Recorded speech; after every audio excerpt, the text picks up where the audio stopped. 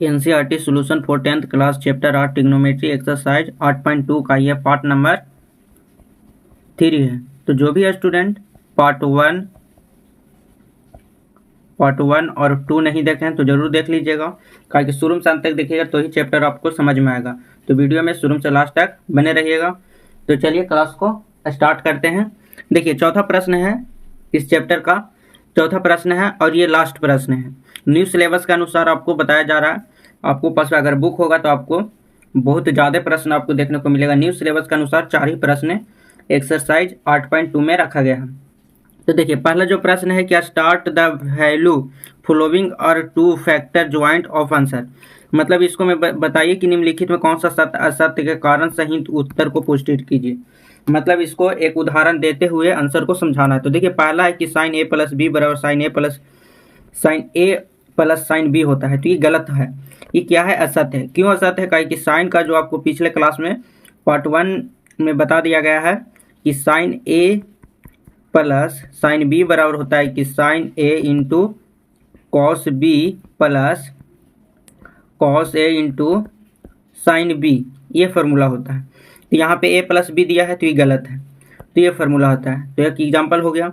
दूसरा है कि the value of sine theta increase as theta increase होता है। जैसे हिंदी में लिखा हुआ है कि थीटा में वृद्धि होने पर साइन थीटा का भी मान वृद्धि होगा। देखिए थीटा में जब वृद्धि होगा तो साइन थीटा का भी मान में वृद्धि होगा। कैसे होगा कि देखिए जैसे साइन 0 डिग्री का मान होता है 0, और जैसा ही अगर हम साइन 30 डिग्री का मान लेके चलते हैं तो 1 बटा कितना होता है 2 होता है। बढ़ गया, कितना बढ़ गया 0.5 बढ़ गया, तो मतलब वृद्धि होता है।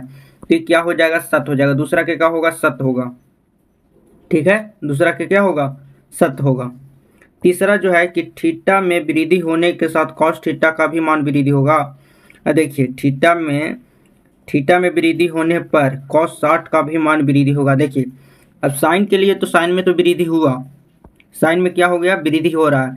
अब यही देखेंगे कि कॉस थीटा में वृद्धि होता है या नहीं होता है। तो देखिए देखेंगे तो जैसे कि अगर कॉस 0 डिग्री का मान 1 होता है, और जैसे कॉस 30 डिग्री का मान करते हैं बढ़ाएं, मतलब 30 इंक्रीज मतलब वृद्धि कराएं, तो इसका रूट 3 बटा कितना हो गया 2 हो गया। तो ये कम रहा है तो यह सत्य होगा। तीसरा का क्या होगा, सत्य होगा। चौथा है कि थीटा के सभी मान साइन थीटा बराबर कॉस थीटा होगा। सभी मान तो नहीं होता है, बाकी साइन जो 45 डिग्री होता है वही दोनों इक्वल होते हैं। बाकी में सभी मान थीटा की इक्वल, सभी साइन थीटा कॉस थीटा की इक्वल नहीं होता है, तो ये भी असत्य होगा। ठीक है, पांचवा जो हो गया, देखिए पांचवा हो गया कि ए बराबर 0 डिग्री है तो कॉट ए अपरिभाषित होगा। जी हाँ, अपरिभाषित होगा, सत्य है। सत्य क्यों है, कहा कि tan जो 90 डिग्री का जो मान होता है वो अपरिभाषित होता है, इसी चलते इसका उल्टा होगा कि cot 0 का मान अपरिभाषित होता है। ठीक है, तो यहाँ तक किसी को दिक्कत नहीं हुआ होगा। तो ये हो गया चैप्टर कंप्लीट। तो जितने भी स्टूडेंट इस वीडियो को देख रहे हैं तो और स्टूडेंट के पास जरूर शेयर करिएगा। वीडियो पसंद आएगा तो लाइक करिएगा, शेयर करिएगा, चैनल को जरूर सब्सक्राइब करिएगा। फेसबुक और इंस्टाग्राम पर देख रहे हैं तो फॉलो करिएगा। मिलेंगे नेक्स्ट वीडियो में नेक्स्ट चैप्टर के साथ। जय हिंद।